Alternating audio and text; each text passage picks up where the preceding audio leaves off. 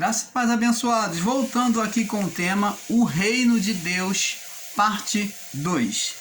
Então, amados, vamos lá no livro de Lucas 17, onde nós paramos. Lucas 17, num verso 20 em diante. E interrogado pelos fariseus sobre quando havia de vir o reino de Deus, respondeu-lhe e disse: o reino de Deus não vem com aparência exterior. Como nós já explicamos, Jesus aqui está sendo bem claro que o reino de Deus não é visto com aparência exterior. Aí ele ainda explica, acrescenta dizendo: nem dirão, ei-lo aqui, ele está aqui, ou ei-lo ali, ele está ali, ou ele está lá. Porque o reino de Deus está dentro de vós. Opa! Então, amados, vamos entendendo que a vinda do reino, ele estaria dentro de cada um daqueles que recebessem o evangelho de Cristo. E nós vamos ver isso em Mateus. Vamos lá em Mateus confirmando sobre a palavra de João e de Jesus.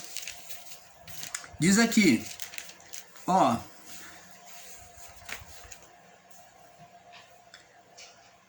João diz aqui,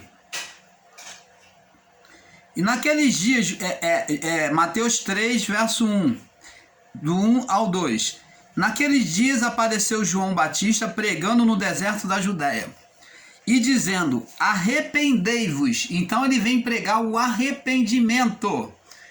Ó, arrependei-vos, porque está próximo o reino dos céus, ou o reino de Deus.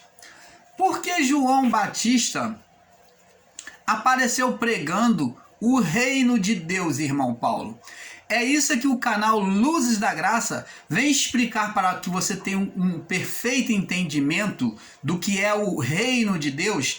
É isso que o canal Luzes da Graça vem explicar para você. Então, o João Batista apareceu pregando no deserto da Judéia, vindo do deserto da Judéia, pregando. Ele veio ensinando um novo batismo, uma nova circuncisão. Porque o batismo, ele foi a nova circuncisão, tá? Que veio para mostrar os filhos de Deus. Aqueles que desejassem fazer parte do reino. Agora, um reino que é aberto sem acepção, não seria somente para o povo israelita. A princípio, ele foi endereçado primeiro ao povo israelita, mas nós vamos ver mais na frente, que lá em Marcos 16, que ele vai ser, a partir daí, ele vai ser, a partir do Pentecostes, ele vai atingir outras vidas dos gentios. O batismo nas águas, ele seria a marca da confissão pública de que agora a pessoa se submeteu à palavra de Deus, à palavra do Evangelho. Então agora todos aqueles que recebessem o Evangelho de João, que era o Evangelho de Cristo, você vê lá no início do livro de João, aqui mesmo João é descrito que João veio testemunhar de Jesus, né? Ele veio testemunhar da luz, né? Lá no livro de João, capítulo 1, você vê que ele diz que ele não era luz, mas veio para que testificasse da luz. Então, preste atenção, amados. Ele veio testemunhar da luz, trazer o evangelho. Por meio deste evangelho, ele seria como a circuncisão que se dava no meio do povo judeu, que era uma circuncisão no corpo, externa. Então, no prepúcio do homem era cortado com a pedra afiada, né, lá no pênis, e arrancada a pele do pênis, dizendo que aquela família e todos que descendessem daquele líder, daquele pai, daquela família, seria ofertado ao Senhor. Eles iriam viver de acordo com os estatutos do Senhor. Então o pai da família, o homem, o chefe da tribo, né, da descendência, ele, por sua responsabilidade, ele se entregava com a responsabilidade de educar a sua família para as coisas de Deus, em ouvir a voz de Deus, os mandamentos de Deus. Então era feito esse voto, e ali se cortava o prepúcio, quando ele não era ainda circuncidado, e a circuncisão de todos os machos, porque o macho é que gera filho, então seria a partir de 8 anos. Então todos os que fossem descendesse dele, seria entregue ao Senhor. Toda a descendência, né, física, seria entregue ao Senhor. Então preste atenção, amados. Ali era uma forma de marca, de confissão como propriedade do Senhor. Agora João Batista vem trazer uma nova circuncisão, que foi escrita lá no livro de Jeremias, que ele iria imprimir agora o quê? As leis do mandamento não na pedra, mas na mente, no coração. Então, a nova circuncisão de Cristo, pelo batismo, viria por meio da mente, que teria que ser feita a confissão por meio do batismo nas águas. Era uma nova forma de circuncisão, é submissão à palavra do Evangelho.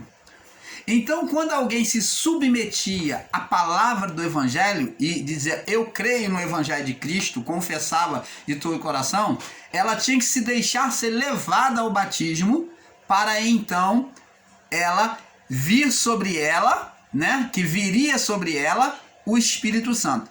Só que o Espírito, para vir, Jesus teria que cumprir toda a lei, tinha que passar pela morte de cruz, ele tinha que render o Espírito, para depois então ele devolver este Espírito sobre os homens, sobre a igreja. Então preste atenção, amado. É esse Espírito que, quando a pessoa recebia o Evangelho, é que vinha sobre as pessoas e selava ela. Isso aconteceu a partir do Pentecostes. Os discípulos, na sua caminhada com Cristo, antes da sua morte, eles receberam o sopro do Espírito, mas o Espírito não permanecia neles. Todas as vezes que eles iriam executar o trabalho de evangelização, Jesus soprava, como soprou sobre os 12, depois soprou sobre os grupos de 70, e eles fizeram o trabalho e voltaram na alegria por ter curado, ter expulsado demônio, ter pregado o Evangelho, por ter visto as maravilhas que Deus fez por mão deles. Então, amados, o Espírito, então, após o trabalho, ele se retirava. Por quê? Porque o estado do homem estava ainda em estado de condenação. Não podia haver uma habitação permanente, porque no passado o Espírito, mesmo sobre os reis, mesmo sobre os profetas, eles não permaneciam diretamente. O Espírito, ele entrava, cumpria o propósito dele, falava, curava, repreendia, agia, e ele então se retirava do homem. Após cumprido o propósito de Deus, ele se retirava, ele não permanecia morando no homem. O homem apenas era usado por Deus, tá? Até a cruz. Mas após a ressurreição, a morte de cruz e a ressurreição de Cristo, a partir daí vem o Pentecostes. Agora o Espírito vem fazer morada no homem. E é esse Espírito que é o reino anunciado por João. João falava assim, arrependei-vos, verso 2, porque está próximo o reino dos céus. Então, esse reino dos céus, ou reino de Deus, ele estava próximo. Por que próximo e não chegado? Porque Jesus ainda não tinha se apresentado ainda para cumprir o seu ministério diante dele. Então, quando Jesus vem ao batismo, João fala, eu aqui careço ser batizado por ti, vem tu a mim. João já sabia quem era Jesus, que nele que iria se cumprir todas as coisas. Então, preste atenção. E então Jesus disse, deixa por agora, porque a mim me convém cumprir toda a justiça de meu Pai. Jesus se submete, vê que ele se sujeita àquela lei, né? Aquela lei, daquela ordenança do batismo. Ele se submete, ele cumpre nele a lei, disse, deixa porque me convém cumprir toda a justiça, quer dizer, a lei, as ordenanças de meu Pai. Então ele se submete ao batismo e ele, o quê? Ele cumpre a lei nele, e após ele cumprir a lei, nós vemos que veio o Espírito como forma corpórea sobre ele. Então, essa mesma manifestação de Jesus se entregando no batismo e vir o Espírito Santo sobre ele, iria se cumprir após os discípulos, com os discípulos, a todos aqueles que crescem. Então, Jesus estava sendo um exemplo para mostrar nele que iria se cumprir agora a circuncisão na mente, porque a aceitação do Evangelho com o batismo com o Espírito Santo significa circuncisão na mente. É as leis de Deus imprimidas na mente. É o Espírito estar morando na pessoa. Aonde agora o ser Satanás já não tem mais domínio, porque ele agia na mente do homem. E agora ele já não pode mais dominar. Isso não significa que ele não possa atuar, porque ele já não mais existe. Mas o ser humano, ele pode ser carnal por si mesmo e optar pela carne. Mas aí ele não está sendo mais impulsionado. Ele está indo por seu prazer.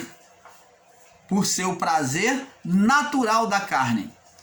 Você está entendendo, amado? Então, nós, o canal Luz da Graça, não ensinamos a existência do ser Satanás hoje. Nós não estamos aqui ensinando que o ser Satanás existe, como muitos estão pensando e fazem uma interpretação errada dos vídeos que assistem e diz que nós estamos pregando a existência do Satanás. E não é isso. Nós pregamos, sim, que o ser Satanás existiu a partir de Adão, do pecado de Adão, até o juízo.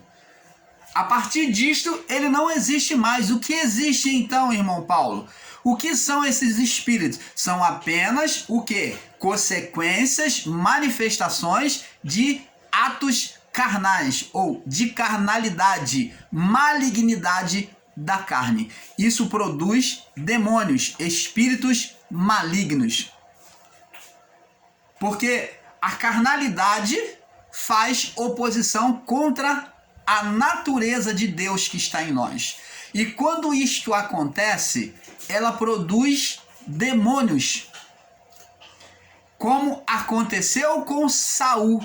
Quando você apaga o espírito, como Paulo diz, não apagueis o espírito. O espírito não se apaga. É uma força, é uma forma de expressão de Paulo para mostrar que você apaga o espírito seu e não o Espírito Santo.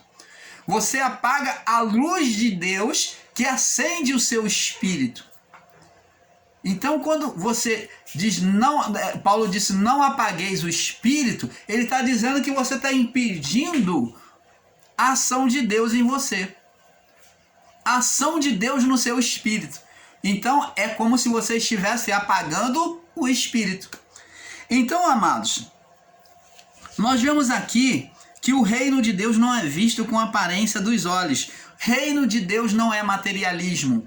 Como muitos ensinadores aí, muitos pastores ficam aí levando pessoas aos seus púlpitos para dar testemunhos, né, de ter conseguido carros, casa própria, eu fui mendigo, agora sou empresário. Isso não é reino de Deus. Isto é pregar materialismo, porque na verdade, isso está muito fora do Evangelho. Porque uma das propostas que o ser Satanás instigou a carne de Jesus foi para transformar pedras em pães. Isto é, usar a fé para benefício próprio. Usar a fé para as coisas materiais desta vida. Jesus tinha fome? Tinha. Ele podia transformar pedra em pães? Sim. mas ele entendeu que ele disse, nem só de pão viverá o homem, mas eu vou me alimentar da palavra de Deus, eu vou obedecer à vontade do meu Pai, eu não vou me sujeitar à minha carne, eu não vou me sujeitar a você, Satanás. É isso que Jesus estava dizendo. Então, o reino de Deus agora, amados, existe dentro de cada homem, de cada mulher. Cada criatura que vem a este mundo, né, desde o juízo, já vem com o Espírito. Já é formada pelo Espírito. O novo céu e a nova terra fala da nova mudança, que agora não é mais a vida da alma, viemos formado pelo Espírito. O nosso Espírito agora veio formado pelo Espírito de Deus.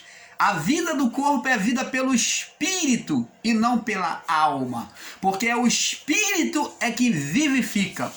Então, é possível sim, irmão Paulo, viver uma vida sem a alma? Sim.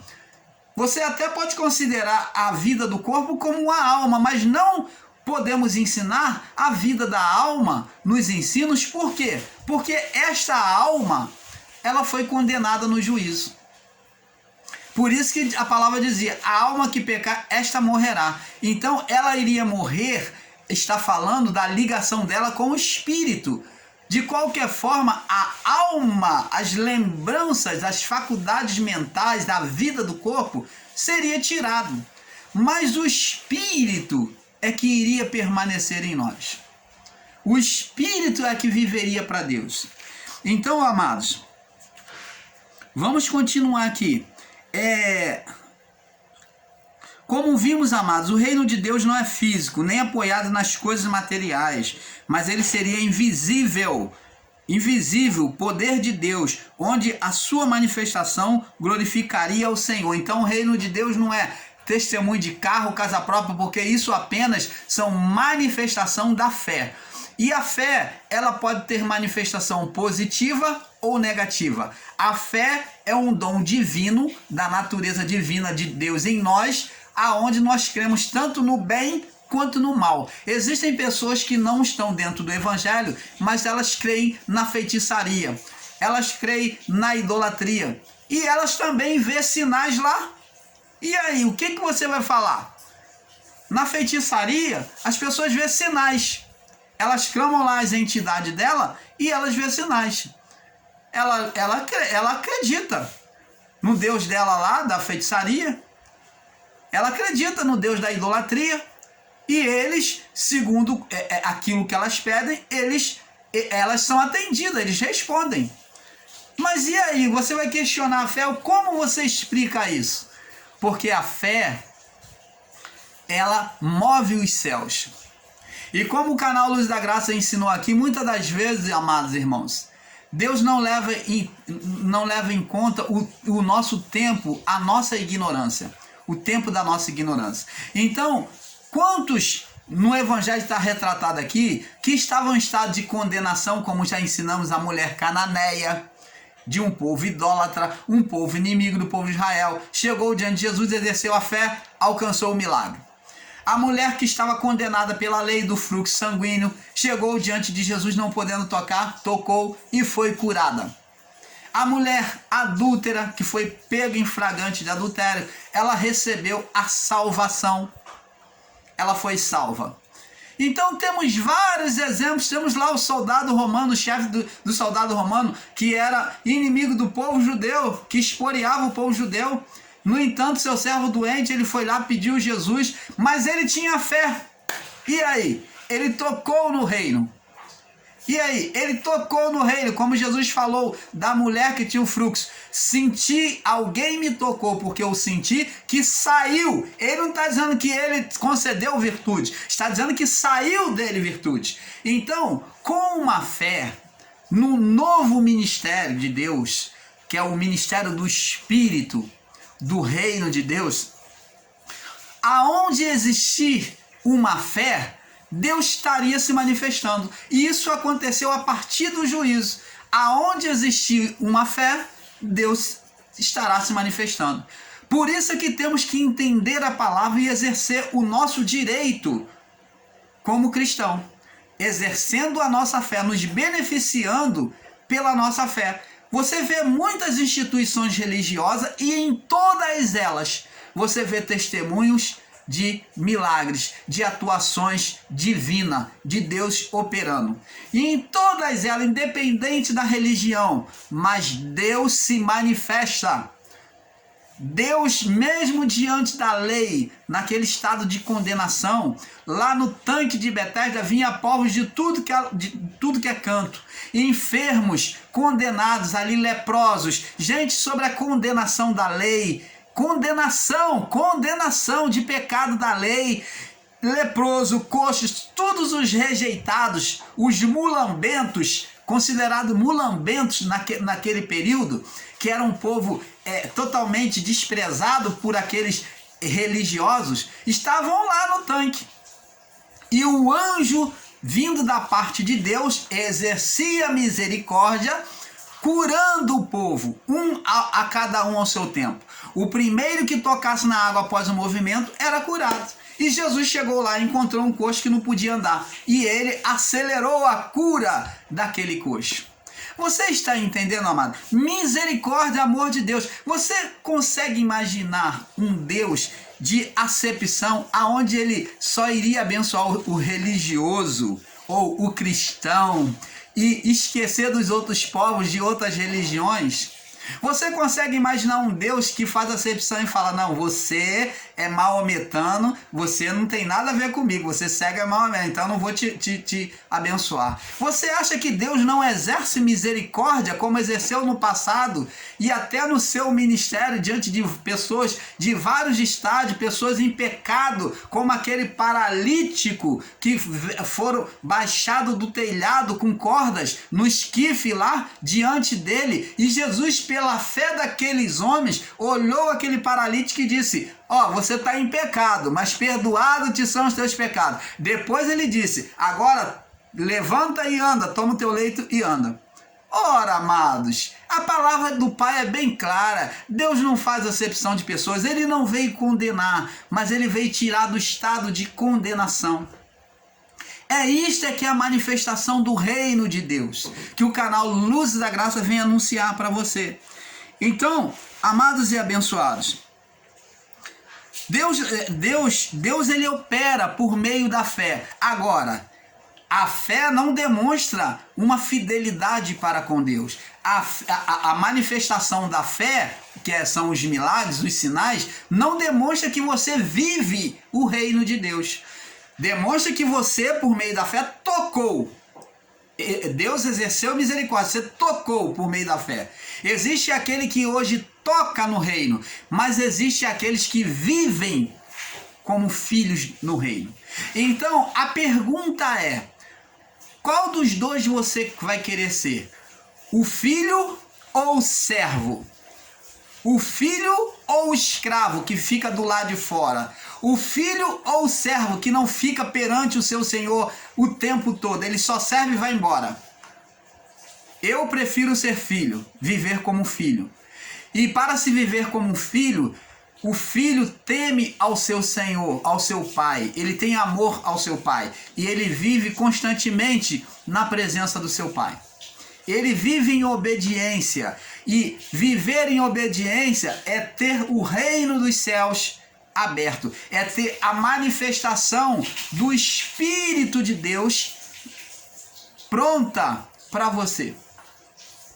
É você desejar e Deus no seu haja, como disse, você no seu pensar desejando e o Espírito criando. É você profetizando a cura sobre a sua vida ou sobre a vida de alguém, porque nós, o canal Luz da Graça, acreditamos no poder da intercessão, sim, porque porque a palavra diz que a glória da segunda casa será maior do que a primeira. Então, a graça, ela não vem menosprezada, ela não vem esmininguida ou defeituosa, manca.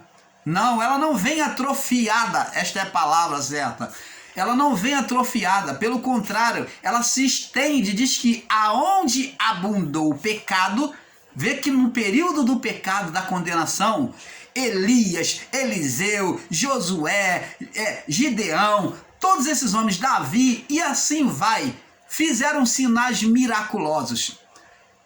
Ora, aonde abundou o pecado, olha só o que Paulo diz: a graça superabundou, ela transbordou, ela vai mais além. Então o poder seria maior. Então nós, o canal Luz da Graça, cremos num poder muito mais sobrenatural do que no passado. Jesus falou para os discípulos: olha, vocês farão as obras que eu faço e outras maiores farão, porque eu vou junto do Pai, eu não vou estar permanente. E isso não aconteceu? Quantas pessoas Pedro ganhou na sua pregação, na sua primeira pregação? 3.000. 3.000 pessoas, fora as outras, depois mais 5.000.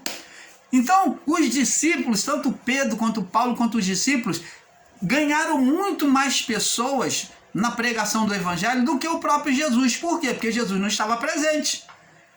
Mas o poder foi entregue de uma maneira transbordante. É isso que Jesus disse: vocês vão receber um poder de maneira transbordante. É isso, amado, que temos que entender. A glória da última casa, da segunda casa, ela vai ser maior do que a primeira. Então temos que, com entendimento, receber sim que os milagres acontecem sim por meio da fé. Agora, você pode conseguir por meio da fé pela misericórdia, ou você pode conseguir como filho de Deus, como filho do nosso Pai Criador.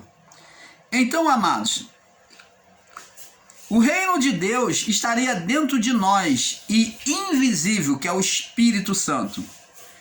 A manifestação do Espírito Santo em nós, pois Adão colocou a morte, preste atenção, Adão colocou o espírito da morte em nós. E o último Adão trouxe a vivificação. Então, Adão, ele colocou em nós a morte. Mas o último Adão, ele vivificou, ele colocou a vida em nós. Nós viemos com o espírito da vida, com o espírito da luz, a luz de Deus. Quando Adão colocou o espírito de trevas. Por isso que o mundo de Adão até o juízo é o mundo das trevas, o império das trevas, o império de Satanás, do ser Satanás. Ele reinou dominando mente e coração humano, levando o homem a se rebelar contra Deus e condenando o homem pelas leis mosaicas. A próxima pergunta é: todos seriam alcançados por este reino? Sim, mas o reino estaria o reino estaria ao alcance de todos, mas nem todos usufruiriam da bondade e dos seus benefícios. Preste atenção, o reino de Deus foi estabelecido sem acepção, está dentro de todo ser vivente, após o juízo. Incrível isso, né? Você vê a pessoa assassina, bandida, mentiroso, feiticeiro, idólatra, mas o reino de Deus está lá. Agora, preste atenção. Todos, então, irmão Paulo, usufruiria do reino de Deus? Todos estão usufruindo? Mediante a misericórdia do Pai, como vemos nas Escrituras, nas passagens onde Jesus ele exerce a sua misericórdia, sim. Mas não a todo tempo. Entrar no reino, viver dentro do reino, ou o reino ser manifesto abertamente para as pessoas, nem todos vivem isso. Por quê? Porque a palavra diz lá em Apocalipse: ficarão de fora os cães, os feiticeiros, os ladrões, os efeminados, os mentirosos, e os matricidas, os patricidas, os glutões, e assim vai. Então, quem comete a carnalidade, vive na carnalidade, o reino de Deus fica fechado para ele. Ou melhor, ele fecha as portas, ele fecha o portal, como Adão foi fechado para ele, porque foi Adão quem fechou na desobediência. Ele fecha o portal do Éden, do reino para ele. Então, logo ele não pode ver a glória de Deus, a manifestação da bondade de Deus de forma excelente, de forma transbordante. Ele até pode, por meio da fé, da misericórdia de Deus, com a fé, né? Tem que ter, esses que Deus exerce a misericórdia, tem que ter fé, tem que exercer fé. Você vê que a fé, aquela fé que eles ficam ali, naquela expectativa de que vai cumprir, em nome de Jesus, você vê que eles vivem uma fé ali de sacrifício e Deus exerce a sua misericórdia. Mas eles não têm um acesso direto ao reino, porque vivem na carnalidade, vivem no engano, na feitiçaria, na idolatria. Então, eles não vivem diretamente como filhos de Deus. Então, Jesus, ele, uma certa feita, ele falou o seguinte, presta atenção. Ele disse assim: eis que estou à porta e bato. A porta de quê? Do coração, ou na mente. Mas aqui no caso é coração. Ele diz assim, se alguém... Ele falou para aquele povo antigo, tá? Se alguém ouvir a minha voz e abrir a porta, que voz é essa? É a voz de João Batista, pregando no deserto, ó. Ó, porque este é o anunciado, é Mateus 3:3. Este é anunciado pelo profeta Isaías, que diz: voz que clama no deserto, preparai o caminho do Senhor e endireitai as suas veredas. João foi a primeira voz do deserto após os 400 anos. Ele foi a primeira voz do evangelho. E Jesus, ele vem trazer a sua voz agora, a partir de João, junto com João. Ele vem trazer a voz do evangelho. Se alguém ouvir a minha voz, a minha palavra, os meus ensinos, eis que eu entrarei, com ele cearei e ele comigo. Quem ouve a voz da palavra, que se submete à palavra, naquele tempo que se submetia à palavra, se deixava ser batizado. Ele tinha que se deixar ser levado ao batismo. Então era a prova de que ele ouviu a voz, então ele se submete ao batismo. E o Espírito Santo faria no Pentecoste morada nele. Você está entendendo, amado? Jesus disse: eis que estou à porta e bato.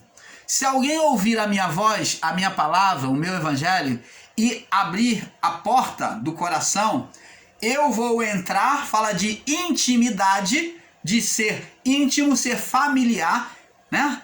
De ser familiar, de uma comunhão íntima. Eis que eu entrarei, com ele cearei, ó, intimidade. Então a participação do reino de Deus sendo manifesto. Fala de banquete, de intimidade, de conceder, de compartilhar naquele jantar. Eis com ele cearei. A ceia é um jantar. Cearei e ele comigo. Então, amados, o reino era aberto a quem se submetia à palavra. Se você hoje se submete à palavra do Pai, pode ter certeza que até os seus pensamentos, os desejos bons que você tem, os projetos bons da sua vida, Deus te levará ao sucesso. Deus cumprirá a sua vontade. Mas é claro que Deus, ele não cumpre aquilo que é mal. Se é mal para você, a palavra diz que há caminhos ao homem que parece ser bom, mas seu fim não é o melhor. Muitas das vezes pedimos e desejamos na nossa vida aquilo que para nós parece bom, mas Deus sabe que os caminhos são caminhos de morte. Entendeu? Então temos que entender isso. Vemos na história de Saul que pela sua desobediência ele perde o reino, né? Assim como Adão. Presta atenção. Vamos lá no 1 Samuel. 1 Samuel, capítulo 10, no verso 16. 1 Samuel 10, 16. 1 Samuel 10, verso 16, diz assim: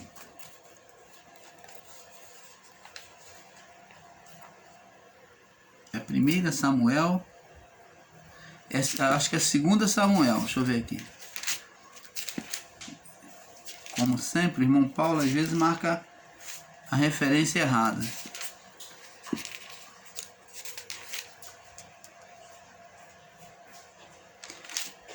Então, amados, é 1 Samuel 10, deixa eu ver aqui.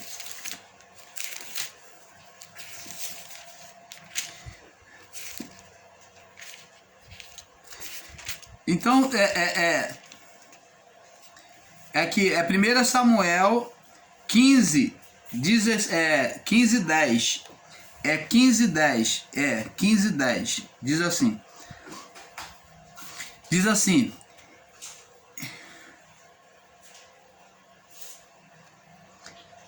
vamos ler do capítulo 15 em diante, do verso 1 em diante, diz assim, para ter um perfeito entendimento, para nós passarmos para o próximo vídeo. Então disse Samuel a Saul: enviou-me o Senhor a ungir-te rei sobre o povo e sobre Israel. Ouve, pois, agora a voz das palavras do Senhor. E assim diz o Senhor dos Exércitos: eu me recordei do que fez Amaleque a Israel, como se lhe opôs no caminho, o rei dos amalequitas, né? Foi inimigo do povo de Israel, isso que ele está dizendo. Quando subia do Egito. Agora, pois,